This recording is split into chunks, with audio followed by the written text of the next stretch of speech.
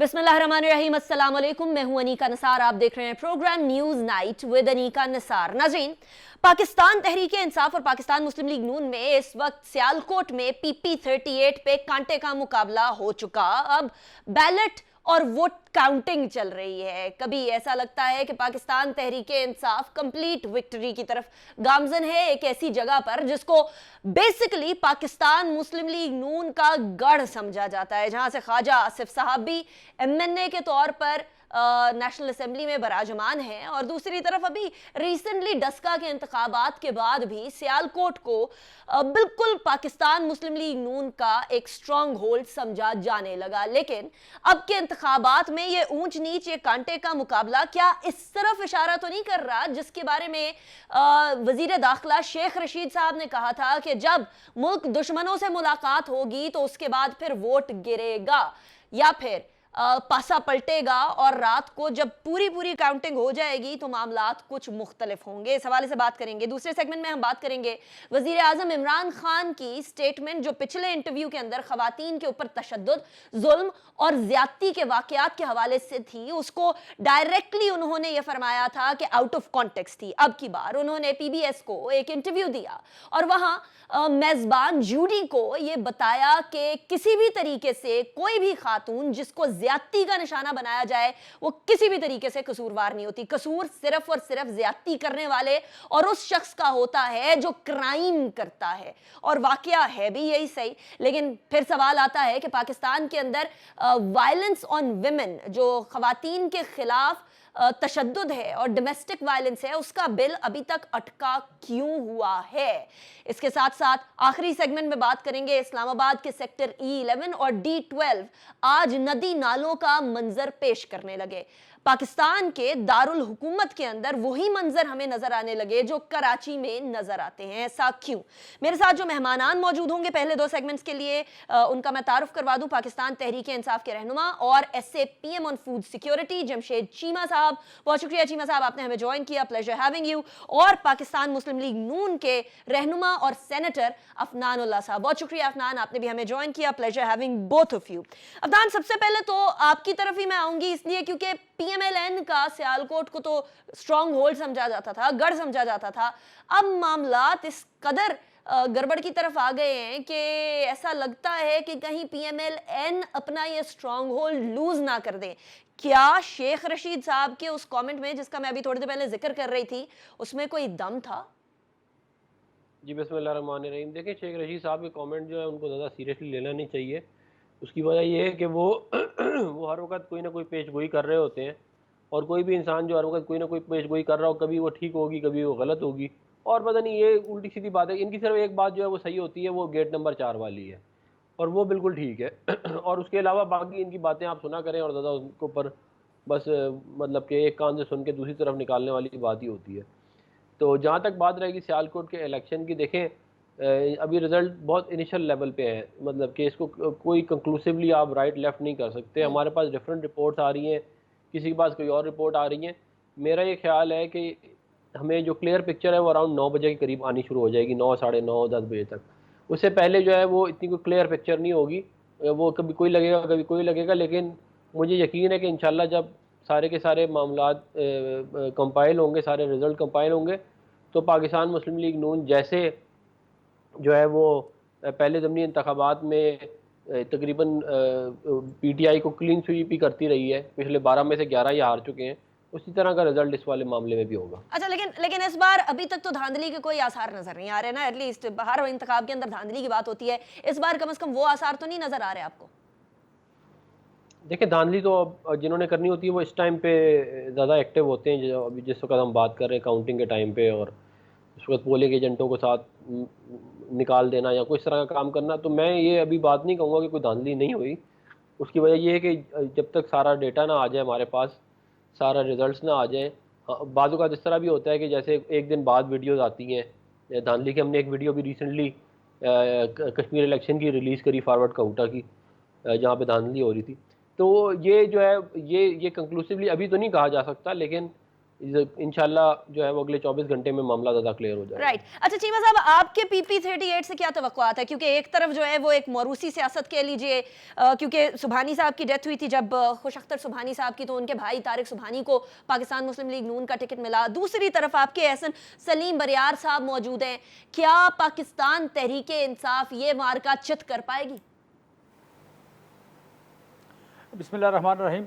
देखें, बैरिस्टर साहब कह रहे हैं कि सेनेटर साहब कह रहे हैं कि रात 9:30 बजे पता चलेगा। रात 9:30 तक दो में से एक काम हो जाएगा, या तो हम जीत जाएंगे और या बड़ी शदीद धांधली मुस्लिम लीग नून के साथ हो जाएगी।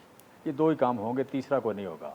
अभी तक देखें कुछ 40% से ज़्यादा डिफरेंस है वोटों का। अगर अपना सुबानी साहब के 100 है तो हमारे 140 हैं। बहरहाल इसी पे 40 और 50% के दरमियान हमारी लीड होगी। ये अगर वो 40 लेते हैं हम 60 के लगभग, या 55 से 60 हज़ार इस तरह की वोट, वो अगर 30 लेते हैं तो हमारा कोई 40% वोट लगता है कि ज़्यादा है, क्योंकि ट्रेंड ये चल रहा है। और ट्रेंड जो है बड़ा मिले जुले छोटा सा एक हल्का है, उसमें से आप कह लें कि एक टेम्पो जो होता है जिस पार्टी का वो बन जाता है, और तक प्लस माइनस सेम ही वोट मतलब ट्रेंड पर चलता है। लिहाजा इसमें से दो ही काम होने हैं, या हम कोई 40 आप कह लें कोई 15 से 20 हज़ार वोटों की लीड से जीत जाएंगे, या फिर मुस्लिम लीग नून के साथ शदीद धांधली हो जाएगी। बाकी यह है कि शेख रशीद साहब की आपने बात की और सेनेटर साहब ने जवाब दिया जो उसका, वो ये है कि देखें इसमें तो कोई पेशीन कोई वाली बात ही नहीं रही। इसमें रिसेंटली अभी जो इलेक्शन हुआ है कि ये जो नारोवाल है, नारोवाल का हल्का जहाँ पे हसन इकबाल साहब थे, या आप कह लें ये दानियाल साहब हैं, यहाँ पे जो कश्मीर का इलेक्शन हुआ उस सीट का 99,000 वोट था। 99,000 वोट में आप कह लें अकमल सरगाला जो जीत गए और नून लीग हार गई। ये सबसे बड़ा आप कह लें कि एक लीड वाला हल्का था मुस्लिम लीग नून का। दूसरी तरफ देखें तो ये जो आप कह लें मकबूल गुजर जीत गए, इस्माइल गुजर जो इंडिया को बुलाने जा रहे थे वो हार गए। फिर लाहौर की दोनों सीटें हम जीत गए, लाहौर की दोनों सीटों से इलेक्शन जीत गए। फिर आप कह लें उसके बाद गुजरांवाला जो थी सीट वहाँ जीत गए। सो अब तो मैं उस दिन जिस दिन कश्मीर का इलेक्शन हम जीते हैं तो मैंने वहाँ पे एक जगह इफ्तार था, तो मैंने बात की। मैंने कहा मुस्लिम लीग नून के पास आखिरी खबरें जो अच्छी खबरें, खुशखबरियों का दौर गुजर गया। अब आइंदा इनके लिए हर खबर बुरी होगी कि जब आप अपने अदारों के खिलाफ खड़े हो जाएं, आप एक ही बात करें कि जनाब अगर हम जीत गए तो ठीक है, अगर ये हम नहीं जीते तो ये मुल्क ही ठीक नहीं है, इस मुल्क का अदारा ठीक नहीं है, इस मुल्क का वजूद ठीक नहीं है, इस मुल्क का होना ठीक नहीं है। अगर आप इस तरह की हरकतें करेंगे तो फिर भाई आप हैं कौन? आपको तो क्या खुशखबरियों बाप का दादा ने ये चीमा साहब, खुशखबरियों या का फतह किया था? जमाना चला गया। मतलब अफनान, फिर चीमा साहब तो सीधा सीधा कह रहे हैं वो 12 में से 11 नशिस्तें जीतने वाला जमाना गया।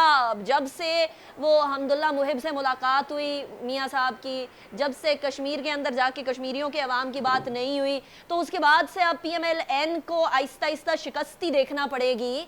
क्या ये PTI का ख्वाब है या आपको भी हकीकत होता हुआ नजर आया? बिकॉज वो नारोवाल वाली एग्जांपल उन्होंने आपके सामने दे ही दी है, पहले उससे पहले डस्का होता था, अब नारोवाल वाला सिचुएशन है। नहीं, ये जो है ये फरमा लाहौर रहे की दोनों हैं सीटें जीत गया, हम गुजरांवाला भी दोनों जीत गए। आप अभी सबर कर जाएं, आप 2 मिनट मुझे बात करने दें। ये फरमा रहे हैं कि जी क्योंकि हमने इदारों के खिलाफ बात की है तो अब हम इलेक्शन नहीं जीतेंगे, इन्होंने ये कहा है। अभी ये यही बात जो है हम भी कहते हैं कि अगर जो है वो हम बूट पॉलिश करना शुरू कर दें इमरान खान साहब की तरह, तो हम भी क्या कहते हैं इलेक्शन जीतना शुरू हो जाएंगे जिस तरह ये लोग जीत रहे हैं। इस तरह की जीत हमें चाहिए नहीं। लेकिन वो तो कह रहे हैं ना कि आपके बयानात, आपके जो एक्शंस है वो बेसिकली आपको हरा रहे हैं। हमने कभी पाकिस्तान के खिलाफ बात नहीं की। इमरान खान हिंदुस्तान में जाके फौज के खिलाफ बात की है, मेरे पास उसकी वीडियो पड़ी है, अगर आप कहेंगे तो मैं वो शेयर कर दूंगा। और एक दफ़ा नहीं, ये इमरान खान साहब जो हैं ईरान गए, उधर जाके कहा कि तालिबान को पाकिस्तान की फ़ौज ने बनाया है। ये मैंने नहीं किया, आप रिकॉर्ड पे निकाल के चेक कर लें। तो जो पाकिस्तान के खिलाफ बात करने वाले मामले हैं ना, उनको ना छेड़े। मैं इमरान खान साहब की ऐसी ऐसी वीडियो निकाल के लाऊंगा कि आप लोगों को ये कहीं मुंह दिखाने के काबिल नहीं रहेंगे। और ये दूसरों के ऊपर कि पाकिस्तान के खिलाफ, ये पाकिस्तान आप कौन है भाईजान? आपका आप किस खाते में है? हम वो लोग हैं जिन्होंने पाकिस्तान बनाया है। आप लोगों का तो लीडर जो है वो तो मतलब कि उसका सारा कुछ बाहर है। जिस दिन उसने टिकट कटा के बाहर जाएगा, इधर कुछ होगा ही नहीं। आप लोग सारा कुछ उसका, ना बच्चे बाहर, हर चीज बाहर है उसकी। लेकिन अफनान, अभी खान साहब तो अभी तो खान साहब इधर हैं, अभी तो नवाज शरीफ साहब बाहर हैं। पाकिस्तान के मफादात को हमने हमेशा दिफा किया है। 5 एटमी धमाके हिंदुस्तान ने किए थे, हमने 6 किए एटमी धमाके। हमने CPEC किया, हमने इसराइल के साथ ताल्लुकात नहीं बनाए। हमने मोदी की जाके यही नहीं किया कि वो हमें कॉल नहीं करता, हमें जो है वो हमें कॉल नहीं आती मोदी की। जब कॉलें नहीं आई तो मोदी बुरा लगना शुरू हो गया, वरना कॉल आ जाती तो जा जाके उसके पास मिलने लाइन में लगे हुए थे मिलने के लिए उससे। तो ये सारी ये पीटीआई का एजेंडा है, ये सब के सब ये एजेंडे के ऊपर हैं।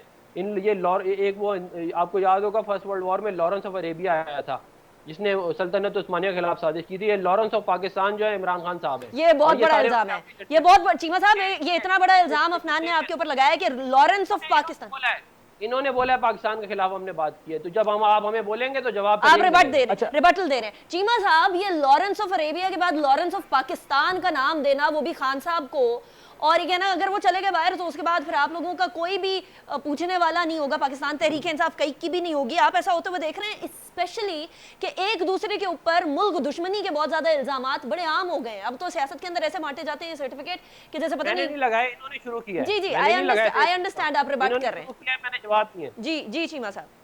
अच्छा, मैं समझता हूँ कि देखें जो इशू है हमें इशू पे बात करनी चाहिए, क्योंकि ये रिसेंट इलेक्शन हुआ है उसमें एक इशू आया है कि आपने एक इशू रेज़ किया तो आप कहते हैं किसी अदारे पे इल्ज़ाम लगाना, मुस्तकिल लगाना, ये एक इशू है। लिहाजा मैं सिर्फ इशूज़ की बात कर रहा हूँ, मैं पर्सनल बात नहीं कर रहा।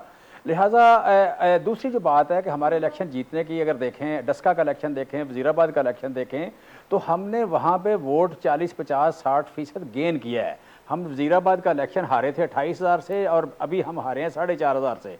फिर डस्का का जो इलेक्शन है वो हम 45,000 से हारे हुए थे, अब हम हारे हैं 15,000 से। ये एक इम्प्रूवमेंट है हमारी, सो लगातार हो रही है। ये इनका इल्ज़ाम था कि हमें गवर्नेंस नहीं आती, हमने इस मुल्क का बेड़ा गर्क कर दिया है, इस मुल्क में इकानमी ख़त्म हो गई है, इस मुल्क में लॉ एंड ऑर्डर ख़त्म हो गया है। तो प्रैक्टिकल उसका क्या है, प्रैक्टिकल मैं बताना चाहता हूँ, क्योंकि हम इशू की बात करें। प्रैक्टिकल ये है कि यहाँ पे आज अगर आप देखें तो यहाँ पे जब दुनिया में कोरोना ने तबाही फैला दी, उस वक्त पाकिस्तान की जो इकानमी है दुनिया के टॉप 5 मुल्कों में आई। उसने आप कह लें कि हमने बराबर किया, दुनिया के सिर्फ 5 मुल्कों ने ग्रो किया है, बाकी दुनिया के 188 मुल्क जो पीछे गए हैं हमने उसको आप कह लें कि न्यूट्रल किया पहले साल। इस साल हमने 4% ग्रो किया। इस वक्त आपका हाउसिंग स्ट्रक्चर जो है, सेक्टर जो है तारीख साज तरक्की कर रहा है। एग्रीकल्चर या फूड में देखें आपकी 6 फसलें जो हैं टॉप रिकॉर्ड कायम किया उन्होंने। फिर आप कह लें कि आपका जो इंडस्ट्रियल स्ट्रक्चर है, लार्ज स्केल मैन्युफैक्चरिंग है, सीमेंट में देखें, ऑटो में देखें, आप ट्रैक्टरों में देखें, हर जगह हमने इंप्रूव परफॉर्म किया है। These are important, लेकिन पीएमएलएन फिर भी कहती है चीमा साहब कि हमारे 5.6% तक फिर भी आप नहीं पहुंचे, या 5.8% तक फिर भी आप नहीं पहुंच सके। बट हैविंग सेड दैट, अगर पाकिस्तान तहरीके इंसाफ PP38 की नशिस्त जीत जाती है तो उसके बाद क्या इलेक्टोरल रिफॉर्म्स की बात करने के लिए, और जो हर बार धांधली की आवाज आती है और आप कह रहे हैं इस बार भी अगर पीएमएलएन हार गई तो वो धांधली की सदा बुलंद करेगी, तो उसके लिए कोई सद्देबाब करेंगे, कोई आपस में एक दूसरे से बात करना, सिर्फ ये कह देना कि नहीं हम तैयार है बातचीत के लिए, वो तो काफी नहीं होगा ना, हुकूमत को पहला कदम उठाना होगा।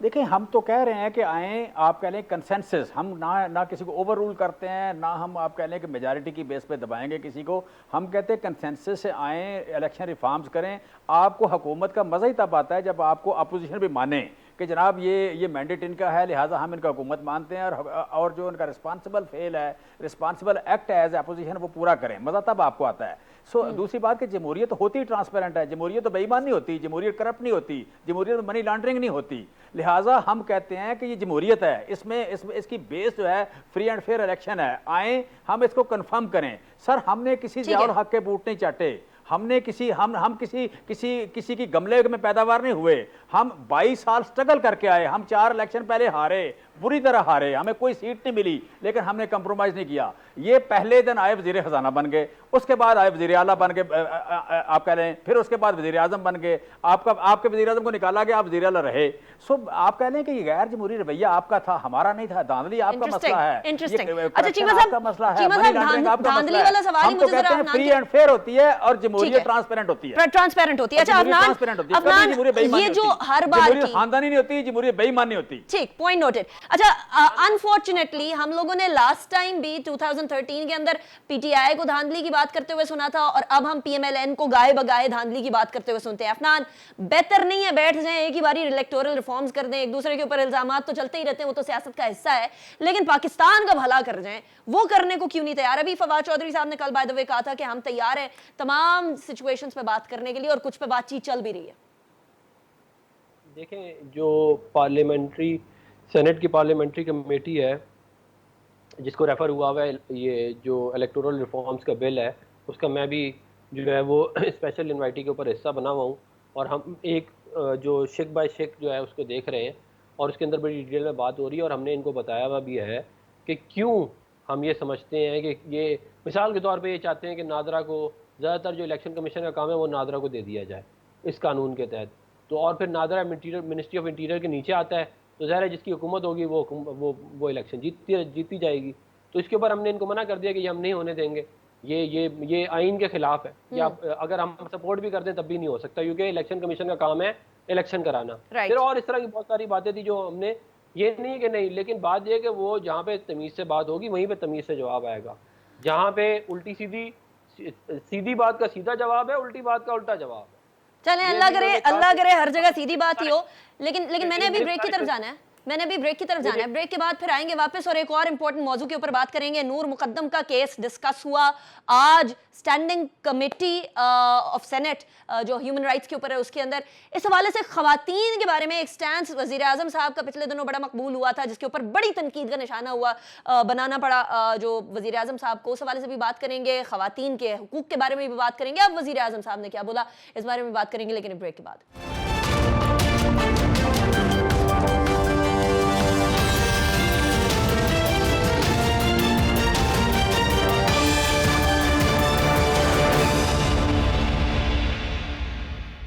Welcome back after break. नाज़रीन, ब्रेक पे जाने से पहले हम बात कर रहे थे पाकिस्तानी सियासत की, लेकिन पाकिस्तानी सियासत से ज़्यादा इस वक्त ज़रूरी है कि पाकिस्तान में हवा की बेटी महफूज फील करे, और इस हवाले से हुकूमत की बड़ी जिम्मेदारी बनती है। इससे पहले वज़ीर आज़म इमरान खान को तनकीद का निशाना बनाया जाता रहा, मुसलसल बनाया जाता रहा एक बयान की बुनियाद पे, जो कि वो फरमाते हैं और पाकिस्तान तहरीक इंसाफ फरमाती है कि वो एडिटेड था और बयान को तरोड़ मड़ोड़ के पेश किया गया। अब PBS को एक अमरीकी चैनल को वजीर आजम ने इंटरव्यू दिया, उसमें खवातीन के साथ ज्यादती के वाकयात के ऊपर वजीर आजम क्या फरमाते हैं, जरा सुनिए। Anyone who commits rape, solely and solely that person is responsible. So let's be clear about that. No matter whatever, how much ever a woman is provocative or whatever she wears, the person who commits rape, he is fully responsible. Never is the victim responsible. My comments were completely taken out of context. They were simply talking about Pakistan society, where we are having a sharp rise in sex crimes. And sex crime does not include just women. More than rape, child abuse, which is going through the roof. तो जिसका जुर्म उसी के हाथों उसी के sir पड़े। जमशेद चीमा साहब, ये एक बात तो क्लियर हो गई, लेकिन अनफॉर्चुनेट बात यह है कि पाकिस्तान तहरीक इंसाफ के अपने कई लोगों के अंदर जो डोमेस्टिक वायलेंस बिल है उसकी खिलाफ वर्जी की जाती है। खवातीन को प्रोटेक्शन देनी है तो आपने घर से देनी है, क्योंकि ये नूर मुकद्दम वाला वाकया भी जो हुआ वो भी किसी के घर के अंदर हुआ, किसी की चार दीवारी में हुआ। So why is PTI's certain parliamentarians against this bill? क्यों मुखालफत की जा रही है विद इन PTI? देखिए, ये तो आप कह लें कि लोगों की मुखालफत है या लोगों की डिफरेंस ओपिनियन तो होता ही है, वो इशू नहीं है। लेकिन जो पार्टी फैसला होगा, बाकी ये है कि जो भी आप कह लें महरूम तबकात हैं या कमज़ोर तबकात हैं, उनके राइट्स के हवाले से जितना PTI ने काम किया है उसमें किसी को शक नहीं होना चाहिए। वो तो सबसे ज़्यादा काम किया है, और अब भी प्रोटेक्शन बच्चों की हो, प्रोटेक्शन गरीबों की हो, प्रोटेक्शन वोमेन की हो, प्रोटेक्शन आप कह लें ट्रांसजेंडर की हो, वो PTI उसके साथ पूरी तरह कमिटेड है। चीमा साहब, रोज एक केस नया निकल रहा है खवातीन के बारे में भी, बच्चों से ज्यादती के बारे में भी। अभी कल ही कराची के अंदर भी एक 6 साल बच्चे से ज्यादती। मेरी बहन, ये 22 करोड़ लोग हैं, ये निकलना है इस तरह। ये और फिर यहाँ पे सोशल मीडिया है, केसेस तो हमेशा से होते हैं, रिपोर्ट अब ज़्यादा होते हैं और होने चाहिए ताकि कोई बंदा सजा से न बच सके। लिहाजा इसे आप कह लें कि ऐसे रूटीन तो ना कहें, लेकिन भर ये केस 22 करोड़ लोगों में जब यहाँ आप गर्दन उतार देंगे फिर भी कुछ ना कुछ रहेंगे। लेकिन वो वज़ीर आज़म वाला जो एक वज़ीर आज़म साहब का जो अभी जाफर बहादुर का नासिर जाफर का गिरफ्तार होना कभी कुछ हो सकता था? इतने अमीर लोग कभी गिरफ्तार होंगे? सो आप कह रहे हैं कि यहाँ अब सजा से कोई नहीं बच सकता, सजा लोगों को होती है। अब किसी एमएनए के, एमपी के, किसी पैसे वाले के जोर पे कोई बंदा कानून से बालातर नहीं है। उस कातिल की माँ भी पकड़ी गई, उसका बाप भी पकड़ा गया, क्योंकि साबित हुआ कि उनको इस बात का पता था और उन्होंने इसको छुपाने की कोशिश की। लिहाजा असल बात यह है कि सजा से कोई ना बचे, सजा से कोई ना बचे। अच्छा डॉक्टर अफनान, हम ने अपने हमसायों में देखा, हम लोगों ने सऊदीया में भी देखा, जो मतलब ईरान के अंदर, सऊदीया के अंदर इस तरह के मामलात पे शदीद सज़ा दी जाती है। यहाँ हमारे यहाँ कोई सज़ा जज़ा का निज़ाम जो है वो इतनी सुस्त रवी का शिकार होता है कि जो विक्टिम और उसकी फैमिली होती है वही अदालतों के चक्कर काट काट के हट जाती है। पाकिस्तान के सियासतदान क्या कर रहे हैं इस हवाले से? Standing committee of human rights में आज ये बात डिस्कस हुई, नूर मुकद्दम केस डिस्कस हुआ बिलखुसूस। वज़ीर आज़म के इस स्टैंड के बाद, और हमें पता है सारी पार्टीज का यही स्टैंड है, फिर भी हम मिलकर अपनी पॉलिटिकल पावर को इकट्ठे करके खवातीन और बच्चों को महफूज क्यों नहीं कर पा रहे? देखें, जो नूर मुकद्दम वाला वाक़या है ये इंतहाई जो है ना, वो मतलब कि इसको जितना भी कंडेम किया जाए ये कम है। मतलब मैंने उसको देखा था सारा पूरा, मैंने इसको ये जो मामला हुआ है इसको, और ये मतलब कि ये समझ लें हमारे जो सोसाइटी के ऊपर एक स्कार है ये। और जो जो जो सोच पाई जाती है ना, मैं ये जो मसाइल आते हैं ये आते सोच से हैं, शुरू मामला दिमाग से होता है। मैं ये सोचता हूँ कि उस बंदे के दिमागी हालत क्या होगी जिसने जो है वो नूर मुकद्दम के साथ जो कुछ किया, जो भी जा रहा है जेल, और वो कह रहा है कि जी मैं अमेरिकन नेशनल हूँ तो मुझे जो है वो मैं बच जाऊँगा। मतलब कि आप सोचें इस मुल्क की एलीट का क्या हाल हो गया है। ये लोग इतने अहमक हैं कि ये समझते हैं कि अगर अमेरिकन नेशनल होंगे तो ये जहाँ मर्जी जाए, तो क्या करें डॉक्टर अफनान? फिर what should be done? Solution societal failure है हमारा। और ये बात जो चीमा साहब कह रहे हैं कि अब इंसाफ में आ रहे हैं, ये अब इंसाफ में नहीं, पहले भी सियालकोट वाला मामला हुआ उसका इंसाफ हुआ, और बहुत सारे मामला, तो ये अभी कोई नहीं शुरू हुआ काम, ये सारे पहले वाले काम चल रहे हैं जो अब हुआ। अब आके ये हुआ है कि जो उस्मान बुज़दार के ऊपर जिन खवातीन ने इल्ज़ाम लगाया वो बेचारी रुलती फिर रही हैं, उनको कोई पूछने वाला नहीं है।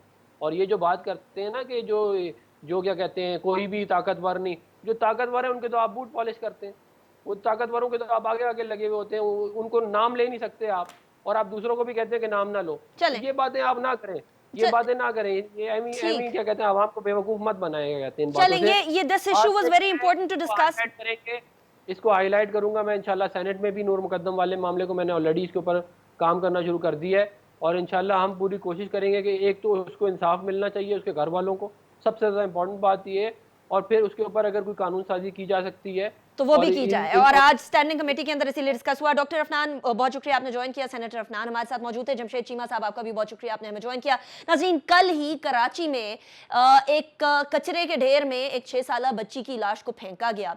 यहाँ मेरी आवाम से एक अपील जरूर है, और वो अपील ये है कि अपनी बेटियों की तरबियत पर आप ध्यान देते हैं, बहुत अच्छी बात, लेकिन अब वक्त है कि अपने बेटों की तरबियत पर ध्यान दें ताकि ये बाहर जाकर दरिंदा सिफ्त ना बने। ब्रेक की तरफ जाएंगे, ब्रेक के बाद बात करेंगे इस्लामाबाद में कराची जैसा मंजर आया क्यों, आफ्टर ब्रेक।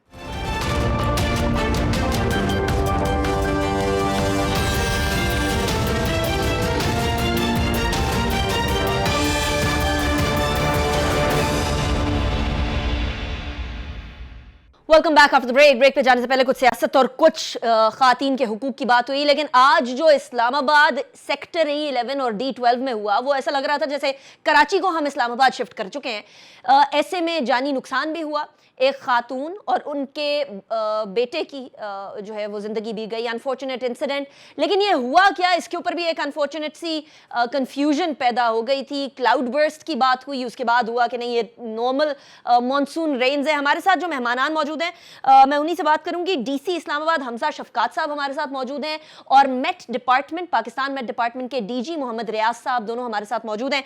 सबसे पहले डीजी साहब मैं आपसे बात करूंगी। रियाज साहब, क्लाउड बर्स्ट था या नहीं था, क्या हुआ इस्लामाबाद E11 में? नहीं, क्लाउड बर्स्ट तो नहीं है, कोई इस किस्म के इवेंट्स नॉर्मली मानसून सीज़न में आते रहते हैं। 100, 150 millimetre, 120 millimetre, it's a normal events हैं, मानसून की ये एक बिहेवियर है। और अगर आप देखें लास्ट 2 जो वीक है जुलाई के, उसमें आप देखेंगे मुख्तलिफ पाकिस्तान के ज़्यादातर जो बिग सिटीज़ है, स्पेशली पंजाब में, KP में, कश्मीर में, इसमें हर जगह पे 100, 150 तो ये अगर स्टेटिस्टिक पे भी जाए और हम लेकिन क्रॉस इस तरह हिस्ट्री का पे जाए, हमने कोई फिनोमेना कभी देखा नहीं 11 के अंदर, इस कदर पानी का रेला जा रहा हो और उस पानी के रेले के अंदर लोग भी बहाकर वो ले जाए, गाड़ियां बह रही हो। इस्लामाबाद नहीं लग रहा था ये रियाज साहब, तो क्या था, क्या मुख्तलिफ था? मतलब पहले तो हम ये डिफाइन करें कि वो जिस तरह वो कहता है कि क्लाउड, तो वो उस किस्म का नहीं है, लेकिन ये हेवी डाउनफॉल इससे एक हफ्ता पहले भी तकरीबन 100 मिलीमीटर से ज़्यादा रेन रिकॉर्ड की गई थी Right. सैदपुर और उसके सेटेड एरियाज़ में सिमिलरली। तो पहले तो ये है कि it's not very different thing, ये आगे भी इसी तरह अकरिंग होती जाएगी, अर्बन फ्लड्स भी जनरेट होते जाएंगे मानसून सीजन में। वी कैन मतलब इसको अवॉइड नहीं कर सकते, तैयारी कर सकते हैं बस। जी। मतलब हमें फुल फ्लैश डेफिनेटली हम, मतलब आप देखें, जैसे मैं हिस्ट्री की बात कर रहा हूँ, 60 साल के आप देखेंगे तो मानसून सीजन में हर सिटी में ज़्यादातर इसके जो ज़्यादा 5 इंच 4 इंच 24 डाउनपोर होती जी, है। जी, होती अच्छा, मैं रहती। डीसी इस्लामाबाद हमजा शफकात साहब की तरफ भी जाऊंगी। हमजा शफकात साहब, स्ट्रीट 2 E11 सेक्टर की उस नाले के रास्ते में बनी हुई है जिस नाले का ये रेला था और अनफॉर्चुनेटली इसके अंदर जानी ज़िया भी हुआ। अब लोग ये पूछ रहे हैं कि इस्लामाबाद की इंतज़ामिया क्या इस तरह के वाक़यात से निबरदाज़मा होने के लिए तैयार है? ऑल्दो यहाँ CDA का किरदार आता है, लेकिन क्योंकि आपसे अक्सर औकात सवाल पूछ रहे होते हैं लोग और आपको ही अक्सर औकात टैग कर रहे होते हैं, तो क्या हम रेडी हैं इस तरह के वाक़यात के लिए? और पहले तो एक वो बड़ी कंफ्यूजन हो गई थी DC ऑफिस और मेट डिपार्टमेंट में कि ये क्लाउड बर्स्ट है या नहीं है। बिल्कुल, थैंक यू सो मच। इसमें बेसिकली ये वाकई कंफ्यूजन हुई है। उस कंफ्यूजन की वजह ये है कि जो क्लाउड बर्स्ट की हम डेफिनेशन इस्तेमाल करते हैं एडमिनिस्ट्रेशन में, वो ये है कि अगर 1 घंटे के अंदर 100 मिलीमीटर से ज़्यादा बारिश हो जाए तो हम उसको क्लाउड बर्स्ट का नाम देते हैं। लेकिन फिर मेट डिपार्टमेंट में मेरी बात हुई, उन्होंने कहा कि नहीं सर, ये इसको टेक्निकली आप क्लाउड बर्स्ट नहीं कहते, इसको आप टोरेंशियल रेन कह सकते हैं, हैवी रेनफॉल, पोर कह सकते हैं। तो आई स्टैंड करेक्टेड। हम तो उसको एडमिनिस्ट्रेटिवली क्लाउड बर्स्ट ही कहते हैं, क्योंकि हमें तो 3 घंटे में 300 मिलीलीटर से ज़्यादा बारिश जो है ना वो हो गई, और वो हमारे लिए तो एकदम बहुत ज़्यादा वो तमाम नालों के अंदर ही तुगयानी आना शुरू हो गई थी। इन एनी केस, ये जो आपने बात की है ना, इस्लामाबाद के अंदर आप देखें कि इतनी रेनफॉल के बावजूद भी within 2 hours everything was clear. हमारे इधर रिवर नाला कुरंग गुजर रहा है, उसमें सब कुछ क्लैरिटी रहा। अल्हम्दुलिल्लाह स्वां रिवर गुजरा है, उसमें सब कुछ क्लैरिटी रही। सिर्फ E11 के 2 नाले हैं, उसमें भी राइट वाला नाला बिल्कुल ठीक रहा। जो लेफ्ट साइड वाला नाला है उसके अंदर भी ये, क्योंकि ये हाउसिंग सोसाइटी है, ये आज से 30 साल पहले बनी, और इन्होंने भी कुछ जगह इंक्रोच की, कुछ वहाँ पे लोकल्स थे, उन्होंने भी जगह इंक्रोच की, और वो इंक्रोचमेंट भी ऐसा नहीं है क्योंकि ये प्राइवेट लैंड था। और वैसे तो ये सिविक सेंस होनी चाहिए कि बेशक प्राइवेट लैंड भी हो, आपको नालाओं का रास्ता नहीं रोकना चाहिए, लेकिन रोका गया। और अब क्योंकि 20 साल पहले का ये हुआ है, अब इसका हमने हाल कर लिया हुआ था। कल भी हमने काफी ज्यादा सफाई की और काफी ज्यादा हमने आज भी काफी नुकसान होने से बचा लिया, और 2 घंटे के अंदर सब कुछ क्लियर भी हो गया। अनफॉर्चुनेट जो इंसिडेंट हुआ उसकी वजह ये थी कि जिस घर के अंदर ये इंसिडेंट हुआ उसकी बैक पे जो वॉल थी वो सस्टेन नहीं कर सकी, वो टूट गई, और वो टूटने के बाद 2-3 मिनट में उनका ग्राउंड फ्लोर फ्लड हो गया, और वो उसमें से उस टाइम पर वो नहीं एस्केप कर सके। थोड़ी देर में टीम्स वहां पे पहुंच गई, उन्होंने बच्चे भी निकाल लिए, खातून को भी निकाल लिया, लेकिन अनफॉर्चुनेटली फिर कैजुअलिटी हुई। जहां तक आपका ये सवाल है कि क्या हम रेडी हैं, तो अल्हम्दुलिल्लाह पिछले 4-5 साल से जब भी इस तरह की रेनफॉल्स होती हैं, जैसे कि मेट डिपार्टमेंट वाले कह भी रहे हैं कि ये होती रहती हैं, तो उसमें हर दफा इसको डील किया जाता है, हर जगह पे डील किया जाता है। ये पहली दफा हुआ है कि E11 के अंदर, पहले कभी पिछले 10 साल में कभी इधर ये ऐसा वाकया नहीं हुआ। E11 के अंदर फर्स्ट टाइम ये हुआ है कि एक प्राइवेट सोसाइटी के अंदर ये पानी एंटर कर गया। एनीवेज, हमारी टीम्स भी पहुंच गई, रेस्क्यू भी हो गया, रिलीफ भी हो गया, तमाम डी वाटरिंग भी हमने कर ली। 2 और लोग भी थे जिनकी जान मुश्किल में थी, वो पानी में फंसे हुए थे, उनको भी हमने रेस्क्यू कर लिया। और इंशाल्लाह आगे भी आप देखेंगे कि क्योंकि ये तो स्पेल चलेगा, मेट डिपार्टमेंट तो हमें 1 महीने से कह रहा है कि जी रेनफॉल हो रही है, और आगे भी एक्सपेक्टेशन है कि अगले 7-8 दिन ये रेनफॉल होगी। उसमें हम इंशाल्लाह अल्लाह की मदद से इंशाल्लाह हम इसको कंट्रोल करेंगे। राइट। अच्छा, एक और सोल्यूशन की तरफ मैं आऊंगी हमजा शफकात साहब, लेकिन उससे पहले रियाज साहब की तरफ मैं जाऊंगी। रियाज साहब, पाकिस्तान उन 10 मुमालिक में से है जो क्लाइमेट चेंज से सबसे ज्यादा मुतासिर हैं। ऐसी सूरत हाल में हमें किस तरह के हालात से निबरदाज़मा होने के लिए तैयार रहना चाहिए? आने वाले कुछ अरसे के अंदर पाकिस्तान की मानसून क्या इसी तरीके से सिवियर होती जाएगी? क्योंकि एक जगह हम देखते हैं बिल्कुल ही पानी खत्म हो जाता है, डेड लेवल तक पहुंच जाते हैं, और एक दफा जब बारिश होती है तो फिर वो रहमत की बजाय रहमत बन जाती है? डेफिनेटली ये क्लाइमेट चेंज की यही इम्पैक्ट्स है कि कुछ एरिया में ड्राउट की जो फ्रिक्वेंसी है वो भी एक साइड पे बढ़ रही है, दूसरी साइड पे जो डाउनफॉल हो रही है वो भी ज़्यादा इंटेंसिफाइड, इसकी इंटेंसिटी बढ़ जाती है। और मैं ये भी बताना चाहता हूँ कि लास्ट 3 ईयर से काफ़ी हद तक इसके ऊपर ख़ासकर जो डिज़ास्टर्स है इसके मैनेजमेंट के ऊपर काफ़ी इम्प्रूवमेंट आई हुई है। कुछ ऐसे इवेंट्स आ जाते, देखिए इनंडेशन तो होनी होती है। मतलब जैसे अगर हम बाहर के जितने ज़्यादा डेवलप कंट्रीज़ के एग्जांपल अगर आप देख रहे हैं कि जर्मनी में, हाँ मतलब वो कितने ज़्यादा डेवलप है, कितना उसकी काम है, लेकिन वो अगर ऐसे इंटेंसिटी की बारिश होती जाएगी तो इस किस्म के इनंडेशन फिर होती रहती है। इसमें भी काफ़ी हद तक जो डिज़ास्टर मैनेजमेंट्स है उनने काफ़ी हद तक काम किया हुआ है, लेकिन कुछ इस किस्म के इवेंट्स आ जाते हैं जिसमें डेफिनेटली कुछ ना कुछ नुकसान जो है ना वो हो जाता है। लेकिन मुझे उम्मीद है कि आगे भी जो आ रही है, क्योंकि जिस तरह रिवर फ्लड्स के ऊपर बारिशें कब तक एक्सपेक्टेड है पाकिस्तान के? देखिए जुलाई, अगस्त और मिड सितंबर ये मानसून के नॉर्मल पीरियड है, इस तक तो चलती रहते हैं। लेकिन इसमें सिर्फ ये ज़रूरी नहीं है कि हर वक्त कंटिन्यूसली इस किस्म के इवेंट्स आएंगे। अभी तो ये कंटिन्यू है, 2-3 दिन के बाद कुछ स्लाइटली ये फेज, यानी अगले 2-3 दिन हमें और भी ज्यादा ख्याल रखना होगा। अच्छा डीसी साहब, पाकिस्तान में अनफॉर्चुनेटली रेन ड्रेनेज सिस्टम का कोई निज़ाम नहीं है। यही बारिश का पानी हम आने वाले वक्तों के लिए इस्तेमाल कर सकते हैं अगर उनको हम लोग किसी रिजर्वोयर वगैरह के अंदर, लाहौर में एक इस तरह का जो प्रोजेक्ट है वो चल भी रहा है। क्या इस्लामाबाद में आने वाले वक्तों में सड़कों के किनारों पर रेन ड्रेन बनाने का कोई प्रोजेक्ट या कोई इस तरह की चीज सोची जा रही है इस्लामाबाद इंतजामिया की तरफ से? इस्लामाबाद में जो हमारी मेन रोड्स हैं उनके साथ तो वाटर ड्रेनेज बनी हुई है, लेकिन जो आपने बात किया ना कि हम रेन वाटर को हार्वेस्टिंग करें, ये बिल्कुल सही बात है। इसके ऊपर ऑलरेडी हम एक प्रोजेक्ट जो है वो कंसीव करके उस पर काम करना शुरू कर चुके हुए हैं। ये IPCRW एक इदारा है जो वाटर कंजर्वेशन पे भी काम करता है ministry of science and technology के साथ।